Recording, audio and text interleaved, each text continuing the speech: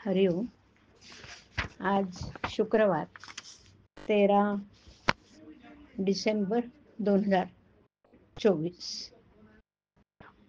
सद्गुरू ब्रह्मचैतन्य गोंदवलेकर महाराज आज आपल्याला सांगणार आहेत की भगवंताची सेवा शुद्ध भावनेनेच होऊ शकते. ऐकूया.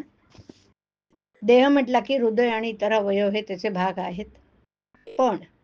पण समजा देहाचे इतर सर्व अवयव शाबूत आहेत आणि हृदय तेवढं बंद पडलं तर सर्व इंद्रिय शाबूत असूनही त्याचा उपयोग नाही ना.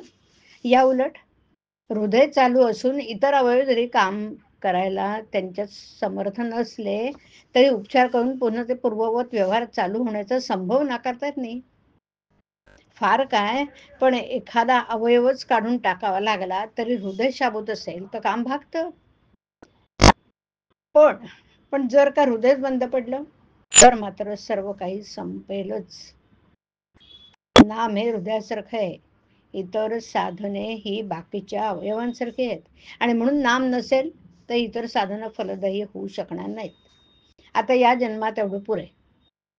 हा न्याय फक्त भगवंताच्या स्मरणाला तुम्ही लागू करता, पण पैसे मिळवण्याला किंवा विषय भोगण्याला मात्र तो लागू करत नाही. मग याचं कारण भगवंताचं स्मरण केलं नाही तरी चालते असं वाटतं. प्रपंचात जिला प्रीती असं म्हणतात ती भगवंताकडे लागली की ती भक्ती बनते. प्रपंचातला लोभ भगवंताची आवड बनते आणि मग अशा रीतीने आपले विकार भगवंताकडे लावता येतात. एक प्रवासी होता. गाडीमध्ये त्याला चांगली जागा मिळावी म्हणून आपल्या स्टेशनावर न उतरता गाडी शेवटी थांबते तिथपर्यंत तो गेला आणि त्याच गाडीने तो पुन्हा परत आपल्या गावी आला. त्याचप्रमाणे आपला जन्म मरणाचा प्रवास चाललाय. बरं, तुम्ही त्या प्रवाशाप्रमाणे परत येऊ नका. प्रवासामध्ये केळी, संत्री वगैरे फळं घ्या, म्हणजे इथे घरं बिरं बांधा, पण आपलं स्टेशन विसरू नका. भगवंत हे आपले स्टेशन आहे. अलीकडे शास्त्री पंडित सुद्धा सर्वजण भगवंताच्या उलट बोलू लागलेत. म्हणून आपण आधी आपल्या साधनाचा निश्चितपणा करावा आणि नंतर पोथी पुराणं ऐकावीत. पुष्कळ लोक जे पोथी ऐकायला जातात ते लोकांनी बरं म्हणावं यासाठी, किंवा करमत नाही म्हणून, किंवा आता उद्योग नाही म्हणूनही जातात. पण हे काही योग्य नाही. पोथ्या पुराणांच्या मध्ये दोष नाही, पण सांगणारा आपले काहीतरी त्याच्यामध्ये घालून सांगतो आणि ते बाधक ठरतं.